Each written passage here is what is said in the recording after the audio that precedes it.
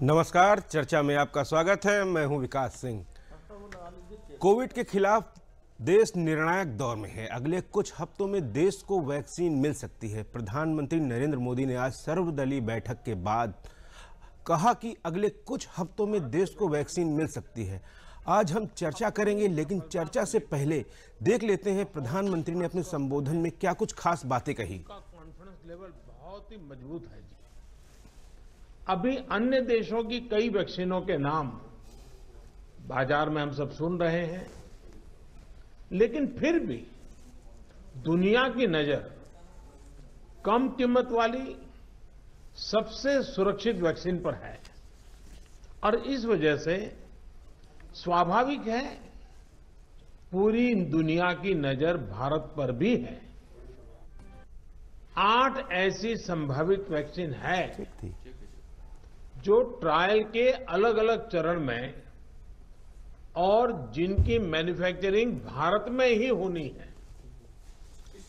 जैसा यहां चर्चा में भी बात आई, भारत की अपनी 3 अलग अलग वैक्सीन का ट्रायल अलग अलग चरणों में है। एक्सपर्ट्स ये मानकर चल रहे हैं कि अब कोरोना की वैक्सीन के लिए बहुत ज्यादा इंतजार नहीं करना पड़ेगा। माना जा रहा है कि अगले कुछ हफ्तों में कोरोना की वैक्सीन तैयार हो जाएगी, वैज्ञानिकों की हरी झंडी मिलेगी, भारत में टीकाकरण अभियान शुरू कर दिया जाएगा। टीकाकरण के पहले चरण में किसे वैक्सीन लगेगी, इसे लेकर भी केंद्र सरकार राज्य सरकारों से मिले सुझावों के आधार पर काम कर रही है। इसमें प्राथमिकता कोरोना के मरीजों के इलाज में जुटे health care workers, frontline workers और जो पहले से गंभीर बीमारियों से जूझ रहे हैं वैसे बुजुर्ग लोगों को दी जाएगी। हमारे पास टीकाकरण के लिए दुनिया का बहुत बड़ा और अनुभवी नेटवर्क भी मौजूद है। इसका पूरा लाभ उठाया जाएगा। जो कुछ अतिरिक्त कोल्ड चेन इक्विपमेंट, अन्य लॉजिस्टिक की जरूरत पड़ेगी, राज्य सरकारों की मदद से उसका भी आकलन हो रहा है। बहुत बड़ी खबर है देश के लिए और इस चर्चा में हमारे साथ खास मेहमान मौजूद हैं। इस विषय पर चर्चा करने के लिए हमारे साथ हैं डॉक्टर सूर्यकांत जी केजीएमयू से और प्रेमकांत मिश्रा जी वरिष्ठ पत्रकार। आप दोनों लोगों का इस खास चर्चा में स्वागत है। डॉक्टर सूर्यकांत जी, आज प्रधानमंत्री ने अपने संबोधन में कहा सर्वदलीय बैठक के बाद कि अब बची कुछ ही हफ्तों में देश को वैक्सीन मिल सकती है जी। सबका इंतजार था, सबकी निगाहें थी इस बात को लेकर। आप लोग क्या कुछ सोच रहे हैं आगे, किस तरीके से होगा आगे? देखिए विकास जी, ऐसा है, बिल्कुल ठीक बात है। हम लोग जो साइंस के विद्यार्थी हैं, चिकित्सक हैं, आपके दर्शकों में भी कुछ केमिस्ट्री के विद्यार्थी होंगे। एक शब्द इस्तेमाल होता है केमिस्ट्री में, कैटालिस्ट। उसको हिंदी में कहते हैं उत्प्रेरक। और प्रधानमंत्री जी की जो पिछले 3-4 साल में उद्बोधन है, उनकी जो एक्टिविटीज हैं, उनका जो जेस्चर है, ये पूरा एक कैटलिस्ट की तरह काम कर रहा है। पूरा देश उत्साहित हो गया है, बल्कि दुनिया आशा भरी नजरों से देख रही है। 100 से ज्यादा कंट्री ऐसी हैं जिनको उम्मीद है कि भारत वैक्सीन लाए और तब हमें, क्योंकि उनको उम्मीद है कि भारत वैक्सीन लाएगा, उसकी क्वालिटी भी अच्छी होगी, उसकी एफिकेसी भी अच्छी होगी और वो कॉस्ट इफेक्टिव भी होगी। तीनों लैब सेंटर्स हैदराबाद, पुणे और अहमदाबाद का इंस्पेक्शन करने के बाद और आज सर्वदलीय बैठक में जब प्रधानमंत्री जी ने यह आश्वासन दिया कि देश को जल्दी ही वैक्सीन मिलने वाली है, तो लेकिन फिर भी मैं जनता को थोड़ा सा एक वर्ड ऑफ प्रिकॉशन जरूर कहना चाहूँगा कि देखिए, सबने कहा है, प्रधानमंत्री जी ने भी कहा है, सबने कहा है कि प्राथमिकता के आधार पर पहले जो वैक्सीन मिलेगी वो मिलेगी हेल्थ केयर वर्कर्स को, फ्रंट लाइन कोरोना वॉरियर्स को, सीनियर सिटीजन यानी एल्डरली को और जो पहले से बीमार हैं। तो ऐसे करीब जो 20-25 करोड़ लोग पहले प्रायोरिटी पे बैठते हैं, तो उनको वैक्सीनेट करने में ही 31 जुलाई लग जाएगा। बिल्कुल। तो आप ये मत समझिए कि तीन चार हफ्ते बाद हम फ्री हो जाएंगे। इतने बड़े देश में टीकाकरण करना भी प्लानिंग के तहत किया जाएगा। कर रहा हूं कि मास्क, 2 गज की दूरी और हाथ धोना, नमस्ते करना, ये चारों चीजें आपको 2021 में भी अपनानी पड़ेंगी। बिल्कुल। प्रेम, फरवरी मार्च की अगर बात करें तो जब शंका और भय का माहौल था, और अब जब दिसंबर आ गया है और ऐसे में हमको एक उम्मीद जागी है, तब से लेकर आप तक इस कोरोना के खिलाफ प्रधानमंत्री ने जो नेतृत्व किया देश को, किस तरीके से देखते हैं आप? देखिए, जब कोरोना की महामारी शुरू हुई और उसका जब भारत में प्रवेश हुआ तो सबसे ज़्यादा चिंता भारत के नेतृत्व की और दुनिया के नेतृत्व की भी चिंता यही थी कि भारत में क्या होगा, क्योंकि विश्व में आबादी के मामले में दूसरा सबसे बड़ा देश और संसाधनों की अपनी सीमाएं हैं। लेकिन पूरे आप इस 6 महीने से 8 महीने तक का जो पूरा पीरियड है, मार्च से लेकर दिसंबर में हम आ गए, करीब 9वां महीना चल रहा है इस आपदा का, भारत ने इस पूरे मामले को जिस तरह से संभाला है, इसकी तारीफ पूरी दुनिया ने की है। आप ये देखिए कि आज भी हम पॉजिटिविटी रेट के मामले में दुनिया के तमाम देशों से बहुत ही बेहतर स्थिति में हैं। जो हमारे यहाँ कोविड से मृत्यु दर है वो भी, मोर्टेलिटी रेट भी काफ़ी कम है। हम जिस उत्तर प्रदेश में बैठे हुए हैं, सबसे बड़ी आबादी वाला उत्तर प्रदेश है, और यहाँ पे जो कोविड से मृत्यु दर है वो लगभग 1.5% से भी नीचे है, और उसी तरह से पॉजिटिविटी रेट भी बहुत कम है। तो निश्चित तौर पे एक व्यापक प्रयास हुआ, और ये प्रयास कई स्तर पे हुए। इस पूरी आपदा के कई पहलू थे। एक पहलू तो हेल्थ का पहलू है, स्वास्थ्य का पहलू है कि हमारे पास इलाज का क्या उपाय था, बचाव का क्या उपाय था, और इस महामारी के चलते जो लॉकडाउन लगा, समय समय पर जो त्वरित निर्णय लिए गए, इस वही मैं बात कर रहा हूँ कि इस लॉकडाउन के कारण जो महामारी के कारण लॉकडाउन लगा, बंदी हुई, उसके बाद तमाम लोगों के रोज निर्णय करने पड़े, हाँ, लोगों का काम बंद हुआ, दफ्तर बंद हुए, पलायन हुआ, तो उन सबकी सामाजिक सुरक्षा की व्यवस्था, और साथ ही साथ इसमें हमें अपने जो हमारे साइंटिस्ट हैं, हमारे चिकित्सक हैं, जो भी हमारे कोरोना के वॉरियर्स हम जिन्हें कह रहे हैं, उनकी तारीफ की जानी चाहिए कि जिस तरह से इसको युद्ध के मोर्चे के तौर पर लड़ा गया। आप ये देखिए कि अकेले अगर हम उत्तर प्रदेश की ही बात करें तो जब यहाँ पहली कोविड की टेस्टिंग हुई थी मार्च में, हमारे पास 72 लोगों के टेस्ट करने की क्षमता थी, और आज उत्तर प्रदेश 1,80,000 कोविड के टेस्ट कर रहा है। तो ये कमिटमेंट दिखाता है सरकारों का कि इस बड़े आपदा को किस तरह से काम होके संयम के साथ हैंडल करना है, और शायद जनता ने भी बहुत अच्छा संयम दिखाया है, और सरकारों का प्रबंधन निश्चित तौर पर कहीं बेहतर रहा है, और जो प्रधानमंत्री ने, मुख्यमंत्री ने फ्रंट फुट पे आगे आकर खुद आकर इस पूरी आपदा का नेतृत्व किया है। और बीच बीच में आप ये देखिए, सबसे बड़ी बात है कि 6 महीने तक सबको घर में पैक होना है। उस स्थिति में ये नेतृत्व के प्रति विश्वास ही है ना, कि अगर नेतृत्व ये कह रहा है कि आप इस अभियान में ऐसे शामिल होइए और जनता उसमें भागीदारी निभाती है, तो निश्चित तौर पे इस आपदा को हैंडल करने में भारत और प्रधानमंत्री की जो भूमिका रही है वो सराहनीय रही। जी डॉक्टर साहब, प्रधानमंत्री ने कहा है कि हमारे वैज्ञानिक आश्वस्त हैं। देश में लगभग 8 वैक्सीन पे ट्रायल चल रहा है, जिनमें से 3 भारतीय हैं। किस तरीके से देखते हैं जब वैक्सीन आ जाएगी, वो जब लगेगी लोगों को, उसमें क्या कुछ मतलब सकारात्मक ही प्रभाव होते हैं या कहीं कुछ नकारात्मक भी 1-8% चांसेस होते हैं? क्या कुछ मेडिकल साइंस उसमें कहती है सर? देखिए, कोरोना पैंडेमिक से ज़्यादा कोरोना वैक्सीन इतिहास रच रही है जी। अगर हम वायरल पैंडेमिक्स की बात करें तो सबसे भयावह वायरल पैंडेमिक आज से 100 साल पहले स्पेनिश फ्लू माना जाता है जी, जिसके कारण पूरी दुनिया में लगभग 5 करोड़ लोगों की मृत्यु हुई जी। लेकिन वैक्सीन का देखें, अगर आप किसी भी वैक्सीन डेवलपमेंट की आप हिस्ट्री देखें तो लगभग 8 से 10 साल लगता है एक वैक्सीन को बनाने में जी। लेकिन यहाँ तो 8 से 10 महीने में वैक्सीन बन के आ रही है। इससे बड़ा रिकॉर्ड और क्या बन सकता है? बहुत बड़ी चुनौती थी।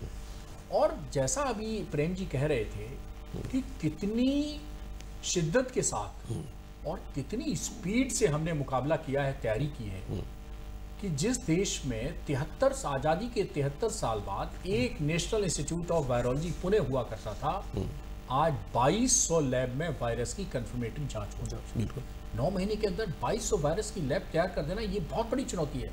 अच्छे देश नहीं कर पाए। अमेरिका, इटली, यूरोप जैसे के बहुत सारे देश परास्त हो गए, नतमस्तक हो गए कोरोना के आगे, और हम सीना तान के और इससे लड़ते रहे, और अभी भी लड़ रहे हैं और इसको कम कर रहे हैं।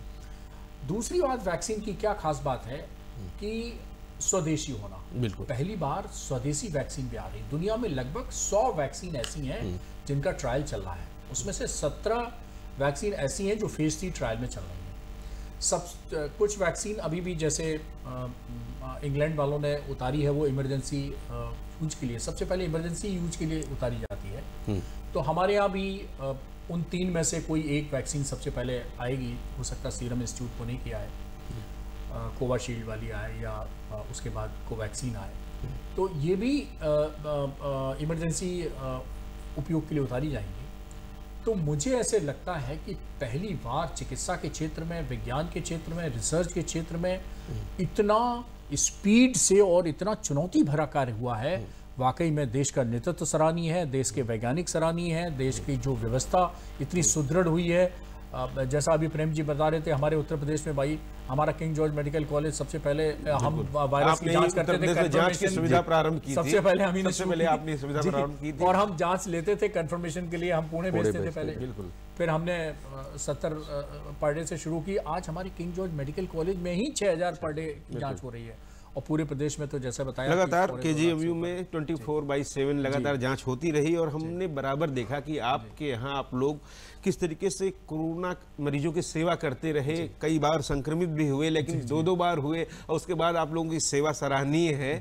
तो बिल्कुल अब वो दौर आ रहा है, निर्णायक दौर आ रहा है कि हमको कोरोना की वैक्सीन मिलने वाली है। सर, बात है कि जो पहले दौर में संक्रमित हुए थे जी, उनकी तीसरी राउंड की ड्यूटी चल रही है, उन्होंने हिम्मत नहीं आ रही है, लगातार उनके अंदर जो जज्बा सेवा करने का था, लगातार वो काम करते रहे। पहले उनका जल्दी हिट विकेट हो गया, लेकिन अभी वो चौके छक्के मार रहे हैं। बिल्कुल।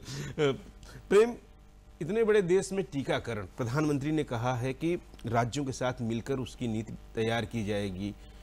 क्या आप देखते हैं किस तरीके से चुनौती होगी? प्रधानमंत्री ने कहा इसके लिए बाकायदा प्रॉपर सबसे पहले गाइडलाइन बनाई जाएगी, किसको पहले टीकाकरण लगाया जाए, टीकाकरण किया जाए उनका।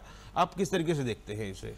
देखिए, 2 बातें हैं। जब भी हम स्वास्थ्य और वैज्ञानिक उपलब्धियों की बात करते हैं तो मुझे लगता है कि अक्सर हम भारत को बहुत कम करके आंका जाता है, जबकि हकीकत यह है कि जो भारत की उपलब्धियां हैं और जो भारत का प्रबंधन है, इस मामले में दुनिया के बहुत से देशों से बेहतर है। डॉक्टर साहब बेहतर बता सकते हैं, लेकिन हम वैक्सीनेशन के मामले में जो टीका उत्पादन में दुनिया के टॉप 5 देशों में हैं। और टीकाकरण का सबसे बड़ा अभियान आप देखिए, चाहे वो शिशुओं के लिए टीकाकरण हो या गर्भवतियों के लिए टीकाकरण हो, ये जो पूरा एक इंद्रधनुष का जो अभियान चलता है, सबसे बड़ा 50 से 60 करोड़ टीकाकरण का अभियान इस देश में हर साल चलता है।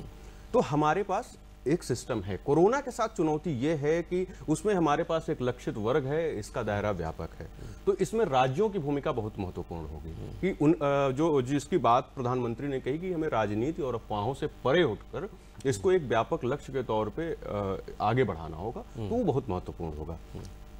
जो टीका विकसित किए जा रहे हैं, अच्छी बात यह है कि हम जिन स्वदेशी वैक्सीन की बात कर रहे हैं, चाहे हम सीरम इंस्टीट्यूट के कोविशील्ड की बात कर रहे हैं, यहाँ भारत बायोटेक प्रधानमंत्री ने कहा कि अभी दुनिया की नजर हमारे ऊपर है, उसकी कीमत को लेकर, उसकी सफलता को लेकर अभी दुनिया देख रही है, और भारत की ओर अपेक्षा है काफी पूरी। बिल्कुल, उसके भी और उस पर भी इशारा किया प्रधानमंत्री ने कि एक तो जो हमारी स्वदेशी वैक्सीन डेवलप हो रही हैं वो अपेक्षाकृत सस्ती हैं, और प्रधानमंत्री ने ये भी कहा है कि हम इसको सब्सिडाइज करेंगे और इसमें राज्यों का सहयोग लेंगे। तो ऐसे में अफोर्डेबल रेट में मामूली दरों पे ही लोगों को मिलेगी। और जैसा कि इसकी प्लानिंग अभी से चल रही है कि सबसे पहले चूंकि हेल्थ वर्कर्स जिन्हें इस मोर्चे की लड़ाई का नेतृत्व करना है, उसके बाद फ्रंट वॉरियर्स, चाहे आपके पुलिस के हैं, सुरक्षा कर्मी हैं, या अन्य लोग जो कर्मी हैं जो इस पूरी प्रक्रिया में लगे हैं, उनको। और इसमें देखिए महत्वपूर्ण बात यह है कि अभी KGMU में ही ICMR के हेड आए थे बलराम भार्गव, उन्होंने भी इस बात की ओर इशारा किया था कि देश के हर व्यक्ति को कोविड का टीका लगना जरूरी नहीं है। कोविड का टीका महत्वपूर्ण यह है कि हम टीकाकरण इस तरह से करें कि संक्रमण की चेन टूट जाए, क्योंकि यह स्वतः फैलने वाला नहीं है। आप किसी संक्रमित व्यक्ति के संपर्क में आते हैं तब आप कोविड से प्रभावित होते हैं। बिल्कुल। तो ये जो पूरा चक्र तैयार किया गया है उसमें इन बातों का ध्यान रखा गया, क्योंकि जो हम अगर मृत्यु दर देखें तो उसमें 60% से अधिक डेथ जो है 60 वर्ष से ऊपर वालों 60 वर्ष से ऊपर वालों की है।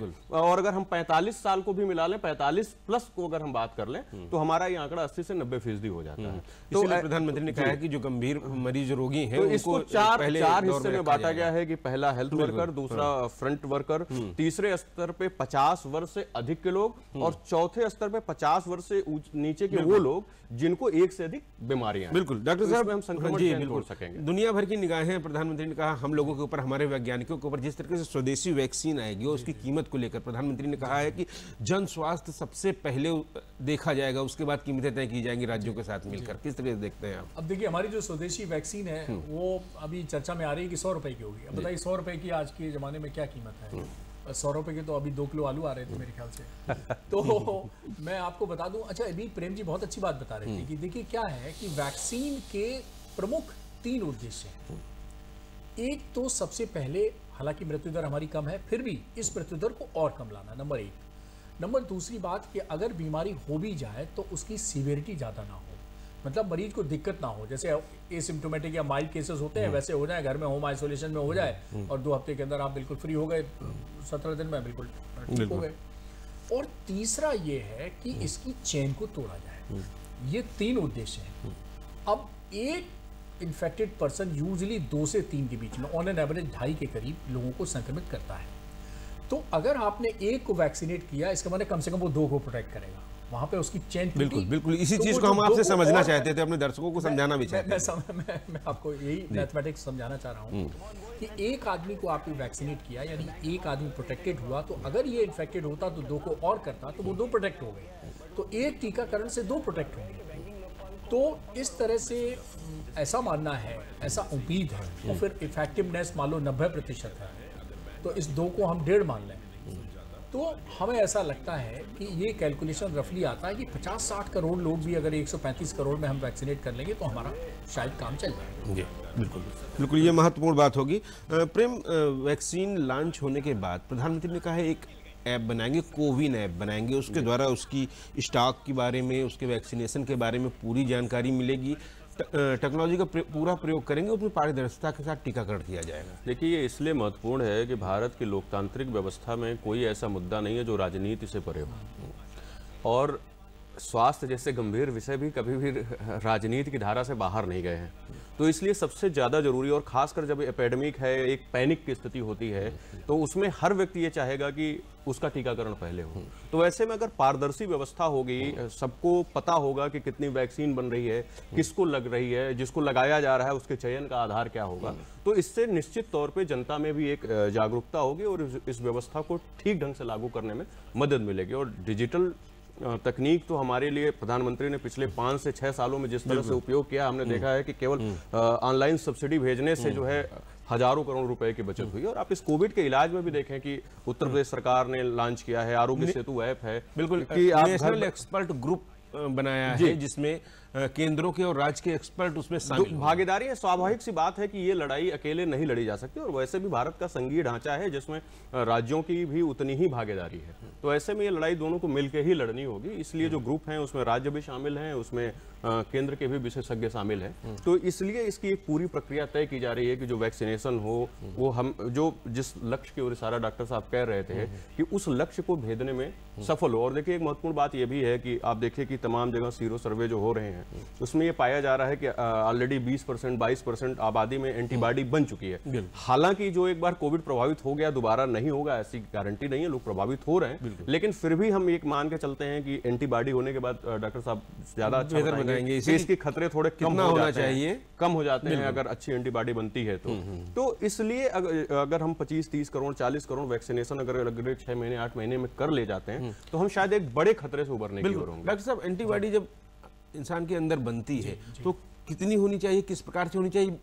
एक सामान्य आदमी में जब एंटीबॉडी बनती है तो दोबारा उस रोग से लड़ने में उसके अंदर क्या क्षमता होगी? एक मरीज के लिए, एक वृद्ध में जब वो आता है तब क्या स्थिति हो सकती है? जी सर, देखिए ऐसा है कि एंटीबॉडी बनना ये हमारी बॉडी की अपनी तैयारी को दर्शाता है कि हमारे में कोई एंटीजन आया, एंटीजन के फलस्वरूप प्रतिक्रियात्मक रूप से एंटीबॉडी बनती है। तो कोई फॉरेन सब जैसा वायरस आया, बैक्टीरिया आया, कोई भी चीज़ आई तो उसको शरीर रिकॉग्नाइज करता है कि ये बाहरी तत्व आया, और उसके कैसे उसको कंटेन किया जाए, कैसे उसको सीमित किया जाए, कैसे उसकी एक्टिविटी को सीमित किया जाए, इसके लिए एंटीबॉडी फॉर्मेशन होता है। बॉडी का इम्यून सिस्टम अच्छा होगा, एंटीबॉडी ज़्यादा बनेगी। बॉडी का इम्यून सिस्टम कमज़ोर होगा तो एंटीबॉडी कम बनेगी। बीमारी अच्छा फिर तीव्रता पे भी निर्भर करता है। तो जैसे छोटे बच्चे हैं तो उनका इम्यून सिस्टम पूरा डेवलप नहीं हो पाता है 12 साल की उम्र तक, तो उनमें उतनी क्षमता नहीं है एंटीबॉडी अच्छी बनाने की। अगर हम बुजुर्गों की बात करें तो इम्यून सिस्टम धीरे धीरे कमजोर हो गया, उनके अंदर भी इतनी क्षमता नहीं है। या और चीज आप बीमारी से ग्रसित है, diabetes, blood pressure, heart disease, kidney disease, liver disease से, तो भी आपकी इम्यूनिटी प्रभावित है कि एंटीबॉडी बनाने की। अब तो दो तरह के एंटीबॉडी फॉर्मेशन की बात हो रही है। एक जो नेचुरल कोविड इन्फेक्शन के बाद एंटीबॉडी हो रही है, यूजुअली 3 महीने तक रहती है, लेकिन कई लोगों में ऐसा देखा गया है कि एंटीबॉडी 3 हफ्ते के बाद बहुत अच्छी बनती है और 3 महीने क्या उसके बियॉन्ड भी रहती है। कई लोगों में 3 हफ्ते क्या, 4 हफ्ते क्या, 2 महीने क्या एंटीबॉडी उस लेवल पे नहीं पहुंच पाती है और कई बार 1 महीने में ही टाइटर कम हो जाता है, 1.5 महीने में ही कम हो जाता है। अब इस पे इसी को कहा गया है कि एफिकेसी कितनी है वैक्सीन की। आपने देखा होगा अक्सर मीडिया में वैक्सीन किस तरीके से काम करेगी, एक बार ये भी आप दर्शकों को हमारे समझाएं। तो देखिए वैक्सीन कैसे काम करती है। वैक्सीन ऐसे काम करती है, वैक्सीन का अक्सर हम एक्चुअली बहुत पुराने उससे उदाहरण दें तो आपको याद हो कि आज से 2000-3000 पहले विषकन्याओं का इस्तेमाल हुआ करता था। तो विषकन्याओं में हम क्या करते थे कि बचपन से ही कुछ मतलब लड़कियों को, खूबसूरत लड़कियों को वो विष पान के लिए कहा जाता था और धीरे धीरे वो तो इम्यून हो जाती थी विष से, लेकिन वो जिसके संपर्क में आती थी वो बेचारा जो है वो मर जाता था। तो उन्हें हथियार के तौर पर, एक पॉइजनस हथियार के तौर पर इस्तेमाल किया जाता था। लेकिन वो लो डोज में जो विष पॉइजन लेती रहती थी वो एक तरह से एंटीबॉडी डेवलपमेंट ही था उनके अंदर। तो इसी में ऐसा है कि वायरस के कुछ तत्व जो हैं वो डाले जाते हैं, लाइव एटेन्यूएटेड जिसको कहते हैं, कि मतलब वायरस लाइव लिया लेकिन उसका कचूमर बना दिया, भरता बना दिया कि तुम रहे किसी लायक नहीं, कर कुछ नहीं पाओगे। लेकिन उसके अंदर जो प्रतिक्रियात्मक तत्व है, एंटीजेनिसिटी है, उसकी प्रतिक्रिया देने की जो पावर है वो बनी रही। बिल्कुल। और वो जब आपके शरीर के अंदर गई तो उसने कहा अरे कोविड आ गया, तो कोविड के खिलाफ एंटीबॉडी शुरू कर दिया। हालांकि कोविड नहीं आया, कोविड के एटेन्यूएटेड फॉर्म के कुछ तत्व शरीर में आ गए जिसके फलस्वरूप शरीर ने एंटीबॉडी बनानी शुरू। बिल्कुल।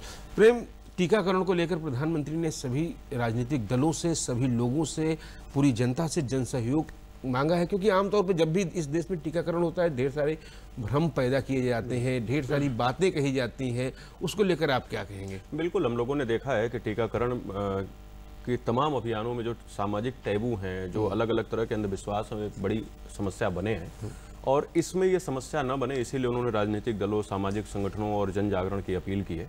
इसमें देखिए एक महत्वपूर्ण बात ये भी है कि ये कोविड से संभावित बचाव है, अभी ये कोविड का पूर्ण उपचार नहीं है। मुझे लगता है कि जो हमारे टीका बन रहे हैं, तो ऐसे में अभी भी जो सोशल डिस्टेंसिंग के जो मानक हैं या सफाई के जो मानक हैं या अच्छा भोजन से मेरा मतलब जो स्वस्थ भोजन के या इम्यूनिटी डेवलप करने के जो आपके परंपरागत उपाय हैं उनको लेना पड़ेगा। इसका मतलब ये नहीं कि अगर हमें कोविड का टीकाकरण शुरू हो गया या कोविड का टीका आ गया तो हम सारे मानक को तोड़ते हुए और हम पहले की तरह घूमना शुरू कर दें या नियमों को उल्लंघन करना। बिल्कुल बिल्कुल डॉक्टर साहब, इसलिए ये संदेश जो है समाज तक पहुंचाना। बिल्कुल डॉक्टर साहब से भी चाहेंगे कि आप 30 सेकंड में अपना संदेश कहें जनता से, क्योंकि टीका आने वाला है, कोई भ्रम न रहे लोगों में। देखिए नए साल में आपके पास खुशखबरी आ रही है कोविड वैक्सीन की, लेकिन इसका मतलब बिल्कुल नहीं है कि पुराने साल के जो आपके बचाव के तरीके हैं 4, नमस्ते करते रहना, हाथ मुंह धोते रहना और मास्क लगाते रहना, 2 गज की दूरी बनाते रहना, ये अभी भी नए साल में भी चलेंगे। इसलिए